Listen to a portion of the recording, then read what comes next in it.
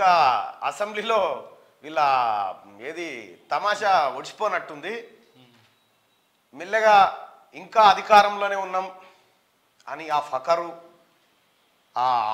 ఆ కథ ఇంకేదో ప్రదర్శించబోతా ఉన్నారు. కానీ మీ దుకాణం అయిపోయింది. మీ దుకాణం అయిపోయి మిమ్మల్ని ప్రతిపక్షంలో కూర్చుండబెడితే నిన్న కేటీ రామారావు ఏమంటుండు, మేము 53 మంది అని చెప్తున్నాడు. 54 మంది ఉన్నాం మేము అంటుండు. అంటే దాని అర్థమైంది భారతీయ జనతా పార్టీ మేము ఎంఐఎం 3-1 అని చెప్తున్నాడు అన్నట్టు. మిమ్మల్ని గూలగొడతాం, మీ పని అయిపోయింది అనే రీతిలో మాట్లాడుతూ ఉన్నాడు. కేటీ రామారావు గారు మీకు ప్రతిపక్ష హోదాలో ప్రజలు ఎందుకు ఇచ్చిరంటే మీ నాయన చేసిన లపంగ పనులు, నువ్వు చేసిన దోపిడీలు, మీరు చేసిన అరాగిరి వీటన్నిటికీ వ్యతిరేకంగానే మిమ్మల్ని కూర్చోబెట్టిరాడా. ఇంకా సహజంగా గతంలో కాంగ్రెస్ పార్టీ అడిగేది అసెంబ్లీ సమావేశాలు ఇంకో 4 రోజులు నడవాలని. మీరు పారిపోయేటోళ్ళు, అధికార పక్షం పారిపోయి లేలే 3 రోజులు ఏంటోళ్ళు. ఇప్పుడు మాట్లాడరు, ఏ పాటు మాట్లాడుతున్నావు?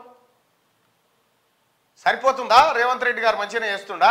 ముఖ్యమంత్రి ఏమంటుండు, ఎట్టి పరిస్థితుల్లో వీళ్ళని బయటకు పోనీయద్దు. ఏమంటుండు ముఖ్యమంత్రి గారు? వీళ్ళని ఎట్టి పరిస్థితుల్లో వాకౌట్ చేయకుండా కాపాడు అధ్యక్ష అంటుండు.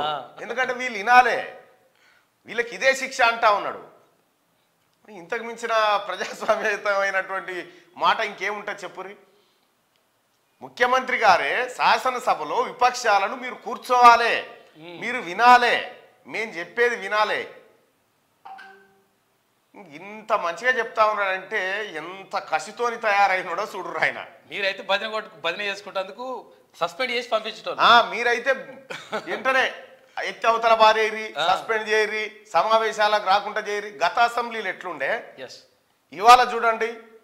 స్పీకర్ గారు విపక్షాలకు ఎంత టైం ఇస్తున్నాడు?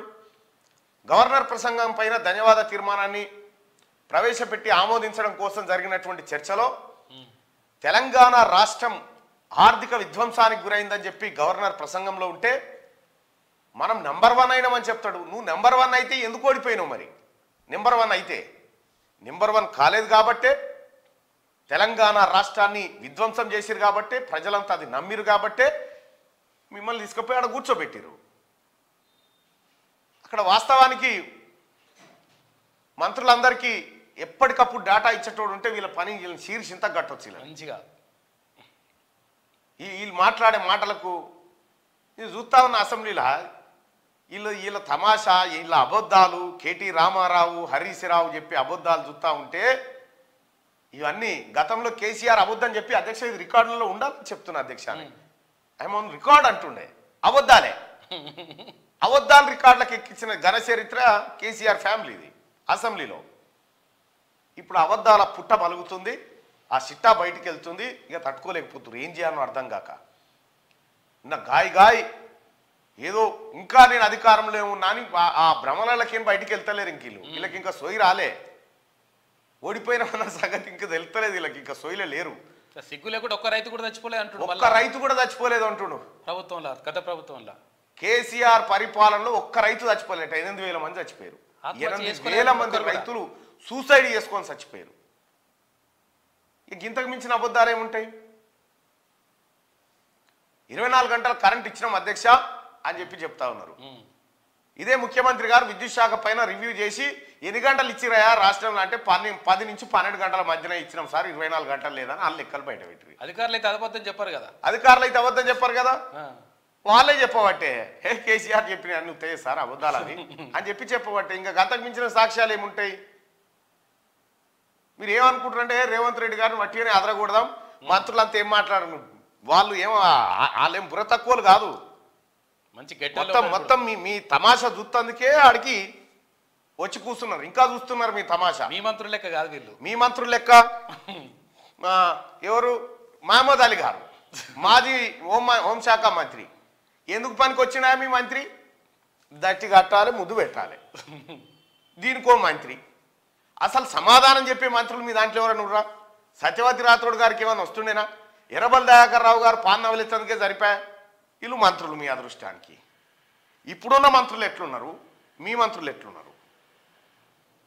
ఇక్కడ బట్టి విక్రమార్క గారు ఎంత పొలైట్గా సభను ఉందాగా నడపాలని ఎంత పొలైట్గా మాట్లాడుతూ ఉన్నారు.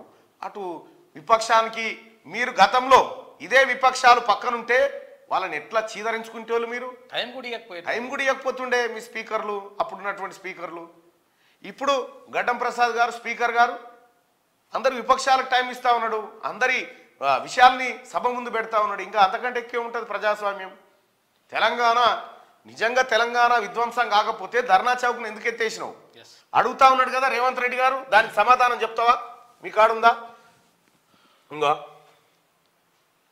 వచ్చినో మన కొడంగల్, తాండూరు, వికారాబాద్, పరిగి, చేవెళ్ల వరకు ప్రాణహిత చేవెళ్ల ప్రాజెక్టు పూర్తి చేసి 10 సంవత్సరాలలో మన ప్రాంతానికి చివరి ఎకరాకు నీళ్లు ఇచ్చుంటే బోరు మోటార్ల మీద, కాలిపోయే మోటార్ల మీద, పేలిపోయే ట్రాన్స్ఫార్మర్ల మీద, ఈ ప్రభుత్వం చెప్పే అబద్ధాల మీద మన ప్రాంత రైతులు బ్రతకాల్సిన అవసరం ఉండేనా అధ్యక్ష?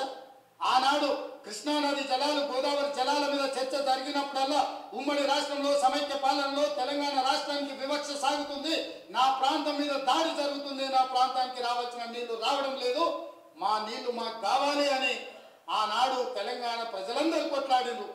ఆనాడు కేటీ రామారావు ఏమంటాడు, పోతిరెడ్డి పాడుకు పెద్ద పొక్క పెట్టుకపోయినప్పుడు ఏడున్నారు మీరు అని కాంగ్రెస్ వాళ్ళు అంటాడు. పోతిరెడ్డి పాడుకు పొక్క పెట్టేటప్పుడు నాయన్ నరసింహారెడ్డి గారే కడప జిల్లా మినిస్టర్గా ఉండే, టీఆర్ఎస్ పార్టీ ఆయనే. ఈ ప్రశ్నలు ఏమనెత్తారు, వీటికి సమాధానాలు ఉండే. ఇక చెప్పరు ఏమనంటే మంది పెళ్ళిళ్ళ కాడ మంగళారతి పట్టుడే వీళ్ళకి వచ్చినటువంటి విద్య.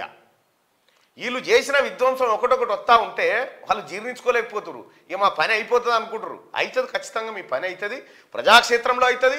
నిండు అసెంబ్లీలో ప్రత్యక్ష ప్రసారంలో కోట్లాది మంది ప్రజలు చూస్తుంటే మీ లగ్గం కోట రాస్తా ఉన్నాడు రేవంత్ రెడ్డి గారు. గవర్నర్ ప్రసంగం మీద కూడా ఉల్టా గవర్నర్ ప్రసంగం అన్న అబద్ధాలు అవి ఏటు చక్కగా చెప్పలేదని కొడుకు చెప్తా ఉంటే గతంలో వాళ్ళు అయ్యే అని చెప్పిన గవర్నర్ ప్రసంగం పూర్తిగా అసత్యాలు, అభూత కల్పనలు, తప్పుల తడక అని చెప్పడానికి నేను బాధపడతా ఉన్నా. ఇట్లాంటి గవర్నర్ ప్రసంగం వినడానికి ఒక సభ్యుడిగా సిగ్గుపడతా ఉన్నాను. Governor is one who represents the state government. రాష్ట్ర ప్రభుత్వానికి అతీతంగా ఉండేటువంటి వ్యక్తి కాదు. రాష్ట్ర ప్రభుత్వం రాసిచ్చిన చదవడం కాదండి, రాసిచ్చిందే చదవాలి, వేరే చదవడానికి కూడా లేదు. అది రాజ్యాంగం చెప్పి గవర్నర్ గారి స్పీచ్ ను రాష్ట్ర కేబినెట్ ఆమోదం తెలియచేయాలి, లేకపోతే ఆయన మాట్లాడడానికి లేదు. ఇది తెలుసుకోకుండా మాట్లాడితే, చిన్నపిల్లలాగా మాట్లాడితే మంచిది కాదు. సరిపోయినా మీ అయ్యకన్న సమాధానం చెప్పిండు కదా. రాష్ట్ర గవర్నర్ గారు మాట్లాడిందని సిగ్గుపడుతున్నా బిగ్గుపడుతున్నా అని చెప్పి చెప్తే, పోయినసారి అసెంబ్లీలో కేసీఆర్ ముఖ్యమంత్రిగా ఉన్నప్పుడు కేసీఆర్ గారు చెప్పినటువంటి మాట గవర్నర్ చదివేటువంటి ప్రసంగాన్ని రాష్ట్ర కేబినెట్ ఆమోదించాలి, రాష్ట్ర ప్రభుత్వం చెప్పిందే చదవాలని చెప్తున్నాడు. మరి కొడుకేమో కాదంటాడు. అచ్చా ప్లేట్ ఫిరాయించుడా? ఇది ఫిరాయించుడా తెలియకనా? మరి తెలియకనా? పేద అనుభవజ్ఞులు లెక్క మీ నాయన చెప్పింది ఉత్తదేనా ఇది? ఇప్పుడు మీ నాయనని సన్నాసం చేసినట్టేనా నువ్వు? గవర్నర్ మాట పక్కకు పెడితే మీ తండ్రి గారిని సన్నాసం చేసినట్టే కదా నిండు సభల. ఆ రోజు మీ అయ్యకన్నా తెలియకపోయి ఉండాలి, ఈ రోజు నీకన్నా తెలియకపోయి ఉండాలి. ఆయన చెప్పిందే కరెక్ట్, మీ నాయన చెప్పిందే కరెక్ట్. ఆయన డిప్యూటీ స్పీకర్ గా పనిచేసినప్పుడు ఇప్పుడు ఇలా కథలు చూడు రాదు. గవర్నర్ ప్రసంగం పూర్తిగా అసత్యాలు, అభూత కల్పనలు, తప్పుల తడక అని చెప్పడానికి నేను బాధపడతా ఉన్నా. ఇట్లాంటి గవర్నర్ ప్రసంగం వినడానికి ఒక సభ్యుడిగా సిగ్గుపడతా ఉన్నాను. Governor is one who represents the state government, head of the state government. రాష్ట్ర ప్రభుత్వానికి అతీతంగా ఉండేటువంటి వ్యక్తి కాదు. రాష్ట్ర ప్రభుత్వం రాసిచ్చిన చదవడం కాదండి, రాసిచ్చిందే చదవాలి, వేరే చదవడానికి కూడా లేదు. అది రాజ్యాంగం చెప్పి గవర్నర్ గారి స్పీచ్ ను రాష్ట్ర కేబినెట్ ఆమోదం తెలియచేయాలి, లేకపోతే ఆయన మాట్లాడడానికి లేదు. ఇది తెలుసుకోకుండా మాట్లాడితే, చిన్నపిల్లలాగా మాట్లాడితే మంచిది కాదు. అయిపోయినా ఇప్పుడు ఇప్పుడు ఇప్పుడు ఇప్పుడు కేసీఆర్ గారే వచ్చి కొట్టాలి రెండు ఒక ఆవులా గట్ట మాట్లాడతారని. మరి గదే కదా ఉన్న కథ. రేవంత్ రెడ్డి గారు లేవడుతున్న ప్రశ్న నేను ఒక మాట మీ ద్వారా అడగదలుచుకున్నాను అధ్యక్ష. ఈ రాష్ట్రంలో జరుగుతున్న ఇసుక దోపిడీలో వాళ్ళ పాత్ర లేదా? లక్షలాది వేలాది లారీలలో ఇసుక దోపిడీకి పాల్పడుతుంటే, నేరళ్లలో, సొంత నియోజకవర్గంలో నేరళ్లలో ఇసుక దోపిడీకి పాల్పడుతుంటే, ఇసుక లారీలు దళితుల మీద ఎక్కించి తొక్కి చంపుతుంటే, ఆ దళితులు నిరసన తెలిపినందుకు ఇసుక దోపిడీలో నేరళ్లలో నిరసన తెలిపిన దళితులను పోలీసులను పెట్టి నిర్బంధించి, పోలీస్ స్టేషన్లో పెట్టి, కరెంటు షాకులు పెట్టి, సంసారానికి పనికి రాకుండా హింసించినందుకు, ఇసుక దోపిడీకి పాల్పడి ఇసుక లారీలతో దళితులను తొక్కిచ్చి చంపించినందుకు ప్రశ్న ప్రశ్నించిన దళితులను పోలీస్ స్టేషన్లో పెట్టి పోలీస్ కరెంటు షాకులతో కొట్టి సంసార జీవితానికి పనికి రాకుండా చేస్తే తెలంగాణ రాష్ట్రం ఇచ్చిన లోక్సభ స్పీకర్గా మీరా కుమారి గారిని మా మిత్రుడు పొన్నం ప్రభాకర్ గారు ఆ దళితులను పరామర్శించడానికి తాను చట్టం చేసి బిల్లు పాస్ చేసి తెలంగాణ రాష్ట్రం ఇచ్చిన మీరా కుమారి గారు ఆ కుటుంబాలను పరామర్శించడానికి వస్తే పోలీసులను పెట్టి అడ్డుకొని వారిని అవమానించినందుకు సిగ్గుతో తల ఉంచుకోవాల్సిందే.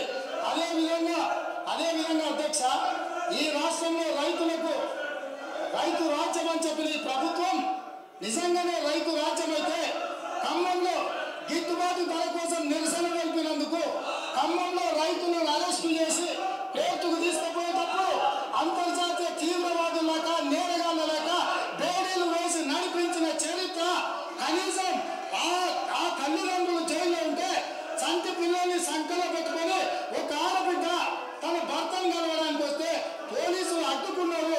ఇవాళ గిట్టుబాటు ధర అడిగిన రైతులను బేడీలు వేసినందుకు సిగ్గుతో తల వంచుకోవాలి ప్రభుత్వం అని చెప్పి ఆనాటి ప్రభుత్వం అని చెప్పి నేను ఈరోజు చెప్పదలుచుకున్నా. అధ్యక్ష అదేవిధంగా తెలంగాణ పబ్లిక్ సర్వీస్ కమిషన్ చూశారు కదా, నేరెళ్ల కాడ ఇసుక దోపిడీ చేసి కేటీ రామారావు లక్షలాది లారీల్లో ఇసుక దోపిడీ చేస్తే నేరెళ్ల కాడ దళితుల మీదకి ఎక్కి లారీలు పోతా ఉంటే దళితులు నిరసన వ్యక్తం చేస్తే దళితులను ఎట్లా కొట్టించిండు? సంసారాలకు పనికి రాకుండా కొట్టించిండు కేటీ రామారావు. ఇవాళ ఆ ప్రశ్నకు సమాధానం చెప్పంటే కై కై కై కై పెంట మొత్తంగా అడుగుతుర్రా బాబు. ఆడవాళ్ళపైన వ్యభిచారం కేసులు దళిత బిడ్డల పైన వ్యభిచారం కేసులు పెడతాం, బ్రోతల్ కేసులు పెడతామని పెట్టించారు. ఎస్పీ పేరు ఏదో కంపాటో ఏదో ఉండే, ఆయనను పెట్టించారు. ఇదంతా లేదా దళితులకు ఎంత ఎంత అన్యాయం చేసినావో లక్షల కోట్లు ఖతం చేసి పడేసారు ఇసుక పేరు మీద. సమాధానం చెప్పవలసి వస్తుందని కయకాయలు పెడతారు. మీరు లొల్లి పెడితే బయటికి ఎలా కొడతారు మమ్మల్ని? మిమ్మల్ని ఏ బోడ ఎలా కొట్టాడు? మిమ్మల్ని దయచేసి ముఖ్యమంత్రి గారు వీళ్ళని బయటికి వెళ్ళకుండా డోర్లు పెట్టి వీళ్ళని బయటికి వెళ్ళకుండా ఇనని అన్ననే మేము పోతాం నిరసన వాకౌట్ గీకౌట్ కూడా అనగాల. ఏం అనకుండా దయచేసి ఎట్టి పరిస్థితిలో వీళ్ళని ప్రజాక్షేత్రంలో కడిగిపాడేయండి. వీళ్ళని పబ్లిక్ తెలవాలి కదా, పబ్లిక్ తెలవాలి.